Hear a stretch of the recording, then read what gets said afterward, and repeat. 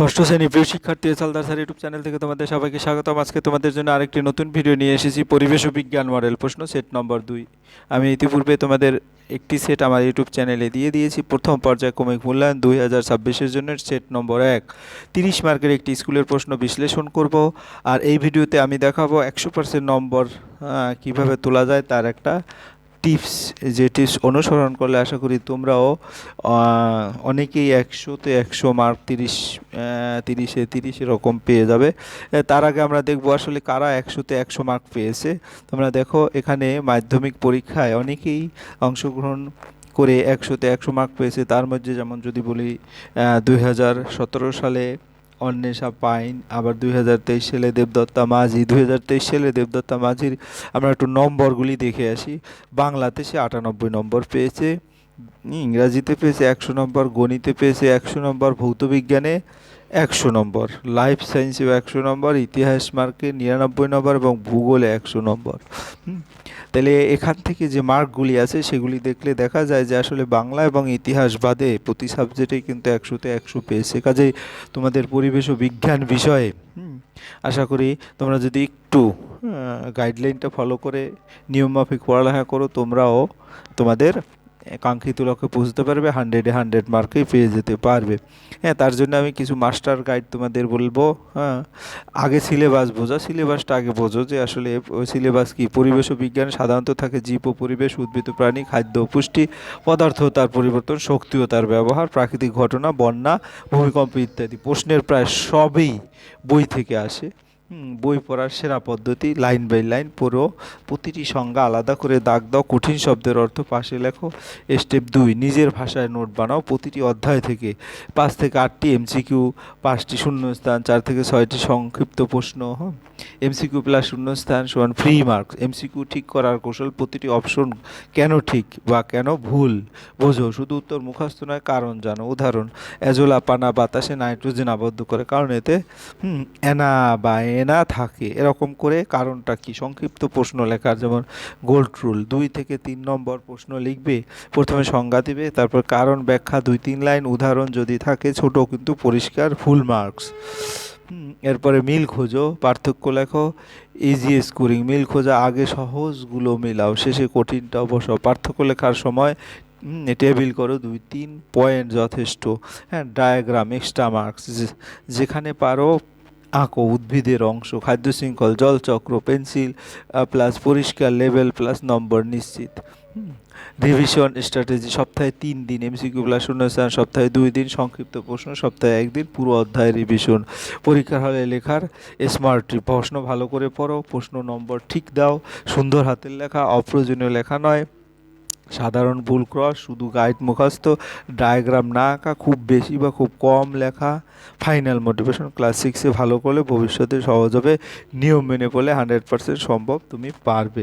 আর পাশাপাশি বিগত বছরে যে প্রশ্নগুলি আছে সেগুলি যদি একটু ফলো করো তাহলে আশা করি তোমরা ভালো মার্ক তুলতে পারবে। যাই হোক, আমরা সরাসরি প্রশ্ন বিশ্লেষণে যাব। বিশ্লেষণের আগে তোমাদের বলবো, তোমরা এখনও যারা আমার চ্যানেলটিকে সাবস্ক্রাইব করোনি, এখনই চ্যানেলটিকে সাবস্ক্রাইব করে বেল আইকনটি প্রেস করে দাও। এরকম আরও সুন্দর সুন্দর টিপস আমার এই চ্যানেলে প্রশ্নের পাশাপাশি দিব। আর এই প্রশ্নটা সেট নম্বর 2, হলদিয়া গভর্নমেন্ট স্পন্সর বিবেকানন্দ বিদ্যা ভবন এইচএস থেকে নেওয়া।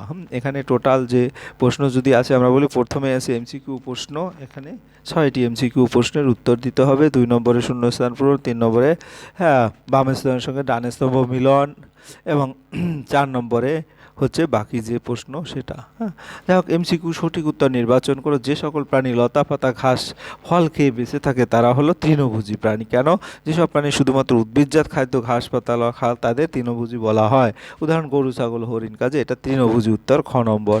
এরপরে 2 নম্বরের প্রশ্ন, প্রদত্ত কোন ঘটনা অনভিপ্রেত ঘটনা। আমরা যদি দেখি কোনটি অনভিপ্রেত ঘটনা, এটা ভূমিকম্পটা অনভিপ্রেত ঘটনা। কারণ বিশ্লেষণ যদি দেখি, আসলে আমি প্রতিটা প্রশ্নেই চেষ্টা করেছি তোমাদের বিশ্লেষণ করে দিতে, যাতে প্রশ্নটা দীর্ঘক্ষণ মনে থাকে। অনভিপ্রেত ঘটনা বলতে এমন ঘটনা বোঝায় যা হঠাৎ ঘটে এবং ক্ষতি করে। ভূমিকম্প মানুষের জীবন ও সম্পদের ক্ষতি করে, তাই এটি অনভিপ্রেত ঘটনা। হ্যাঁ, তারপর পদার্থ কোনটি একটি যৌগিক পদার্থ?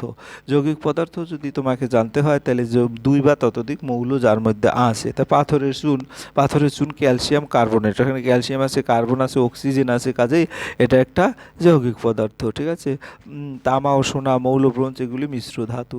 এরপর আমরা যদি পরের চলে যাই, সেটা হচ্ছে কি 4 নম্বর, অ্যাজোলাপানা বাতাসে যে গ্যাসটি আবদ্ধ করে সেটি হলো অ্যাজোলাপানা বাতাসে নাইট্রোজেন গ্যাস আবদ্ধ করে, কারণ অ্যাজোলা একটি জলজ ফার্ন জাতীয় উদ্ভিদ। এর পাতার ভিতরে এনা নামক এক প্রকার নীল সবুজ শৈবাল বসবাস করে, সায়ানোব্যাকটেরিয়া যাকে বলে।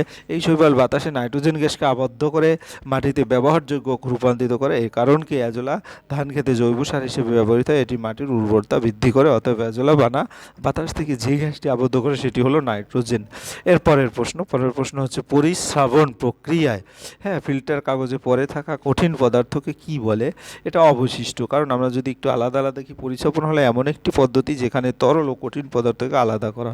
তরলটি ফিল্টার কাগজের নিচ দিয়ে বেরিয়ে যায়, তাকে বলে পরিস্রুত। যে কঠিন পদার্থটি ফিল্টার কাগজের উপরে পড়ে থাকে তাকে বলে অবশিষ্ট। অন্য অপশনগুলি হলো পরিস্রুত, নিচে জমা তরল, দ্রবণ, দ্রবীভূত পদার্থ সহ তরল, আর পলি হচ্ছে স্থির অবস্থায় তরলের নিচে বসে যাওয়া কঠিন পদার্থ। কাজে আমার উত্তর ওটাই হবে অবশিষ্ট, অবশেষ। এবার সাদা ফসফরাসে একটি অণুতে উপস্থিত পরমাণুর সংখ্যা হচ্ছে 4টি। সাদা ফসফরাসের সংখ্যা হচ্ছে P4, অতএব একটি অণুতে 4টি ফসফরাস পরমাণু থাকে, ডি নম্বর উত্তর। এরপর আমরা চলে যাব পরের প্রশ্ন, শূন্যস্থান পূরণ। এই শূন্যস্থান পূরণে ও প্রতিটা প্রশ্নে আমি বিশ্লেষণ দেখিয়েছি। কার্বারিল ব্যবহৃত হয় ড্যাশ রূপে? কার্বারিল ব্যবহৃত হয় মূলত কীটনাশক রূপে।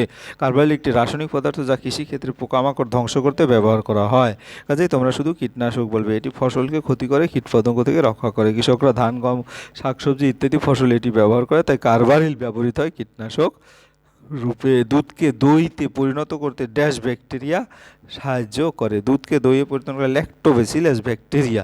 ল্যাক্টোব্যাসিলাস এক প্রকার উপকারী ব্যাকটেরিয়া। এটি দুধের ল্যাকটোজকে ল্যাকটিক অ্যাসিডে পরিণত করে। এর ফলে দুধ জমে দই তৈরি হয়, তাই দুধ তৈরিতে ল্যাক্টোব্যাসিলাস অপরিহার্য।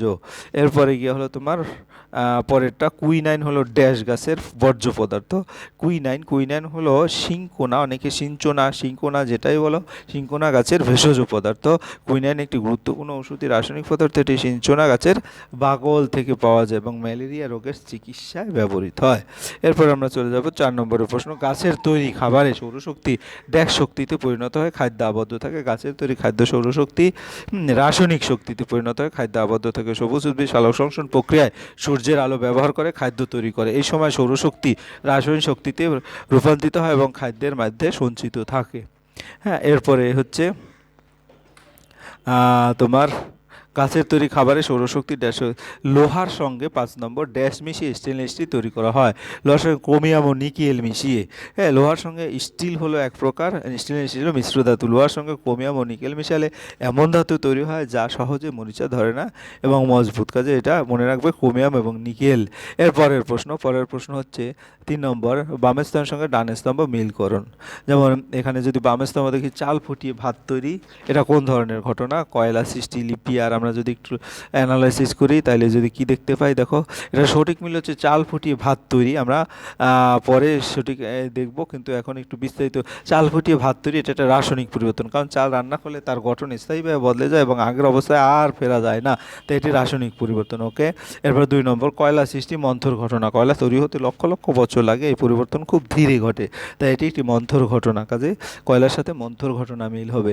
এরপরের প্রশ্ন যদি বলি লিপিয়ার, এটা পর্যবৃত্ত ঘটনা, কারণ লিপিয়ার প্রশ্ন নির্দিষ্ট সময় অন্তর 4 বছর অন্তর আসে, তাই এটি একটি পর্যবৃত্ত ঘটনা। রজন পালিশ, রজন গাছ থেকে পাওয়া এক ধরনের আঠালো পদার্থ যা কাঠ ও আসবাব পালিশ করতে ব্যবহৃত হয়। স্বর্ণলতা পরজীবী, স্বর্ণলতা অন্য গাছের উপর নির্ভর করে খাদ্য গ্রহণ করে, তাই এটি পরজীবী উদ্ভিদ। আর্জেন্টাম সিলভার, আর্জেন্টাম হলো রূপা বা সিলভারের ল্যাটিন নাম। তাহলে এই যে বর্ণনা দিলাম, এখন যদি সঠিকভাবে মিলিয়ে দিই তাহলে চাল ফুটিয়ে ভাত তৈরি, রাসায়নিক পরিবর্তন, কয়লা সৃষ্টি, মন্থর ঘটনা, লিপিয়ার, পর্যবৃত্ত ঘটনা, রজন পালিশ, স্বর্ণলতা পরজীবী, আর্জেন্টাম সিলভার। তোমরা এখান থেকে এখানেও মিলিয়ে নিয়ে করতে পারবে। কয়লা সৃষ্টি হচ্ছে মন্থর ঘটনা, লিপিয়ার পর্যাবৃত্ত ঘটনা, রজন হচ্ছে পালিশ, আর স্বর্ণরত্ন হচ্ছে পরজীবী এবং আর্জেন্টাম হচ্ছে সিলভার।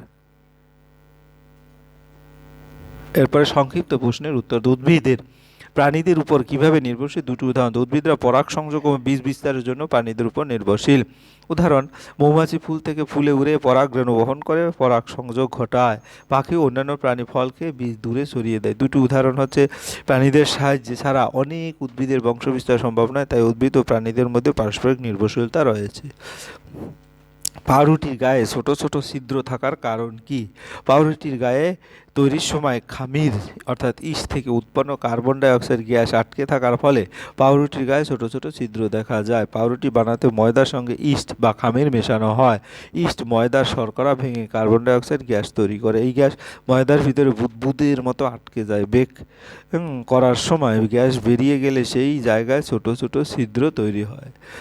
এরপরে বলছে ভৌত এবং রাসায়নিক পরিবর্তনের মধ্যে তিনটি পার্থক্য। আমরা যদি দেখি, ভৌত এবং রাসায়নিক পরিবর্তনের, এটা নতুন পদার্থ সৃষ্টি হয় না। ভৌত পরিবর্তন, রাসায়নিক নতুন পদার্থ সৃষ্টি হয়।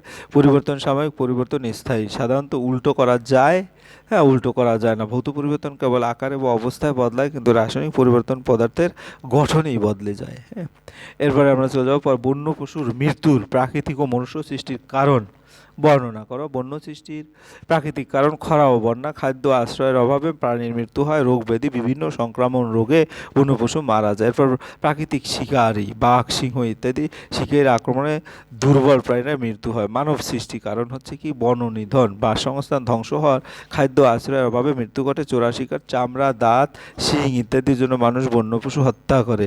দূষণ এবং রাসায়নিক ব্যবহার, কীটনাশক, বিষাক্ত বর্জ্যের কারণে প্রাণী মারা যায়। এরপরের প্রশ্ন, জলকে যৌগ বলা হয় কেন? তার সাপেক্ষে যুক্তি দেখাও। জলকে যৌগ বলা হয় কারণ এটি হাইড্রোজেন ও অক্সিজেন এই দুটি ভিন্ন মৌল নির্দিষ্ট অনুপাতে রাসায়নিকভাবে যুক্ত হয় তৈরি। জলের রাসায়নিক সংকেত হলো H2O, অর্থাৎ দুটি হাইড্রোজেন ও একটি অক্সিজেন মিলেই জল গঠিত হয়, তাই এটি একটি যৌগ। এরপরের প্রশ্ন, সাধারণ লবণ ও বালির মিশ্রণ থেকে তাদের পৃথক করবে কিভাবে? প্রথমে মিশ্রণে জল যোগ করলে লবণ জলে দ্রবীভূত হয়ে কিন্তু বালি হবে না। তারপর ছাঁকনির মাধ্যমে বালি আলাদা করা হবে। শেষে জল বাষ্পীভবনের মাধ্যমে লবণ পাওয়া যাবে। বিশ্লেষণ, লবণ জলেতে দ্রবণীয় কিন্তু বালি দ্রবণীয় নয়। এই ধর্মের পার্থক্য ব্যবহার করেই তাদের পৃথক করা যায়। এই ছিল তোমাদের সামগ্রিক প্রশ্ন এবং তার বিশ্লেষণ। আশা করি ভিডিওটি very very very very important তোমাদের জন্য। আর ভিডিওটি অনেক ইম্পর্ট্যান্ট প্রশ্ন আছে যেটা তোমাদের স্কুলে হুবহু চলে আসবে। হ্যাঁ, ভিডিওটি দেখার জন্য অসংখ্য ধন্যবাদ। ভিডিওটি ভালো লাগলে লাইক, কমেন্ট, শেয়ার করতে ভুলবে না। আজ এই পর্যন্তই। ধন্যবাদ সবাইকে।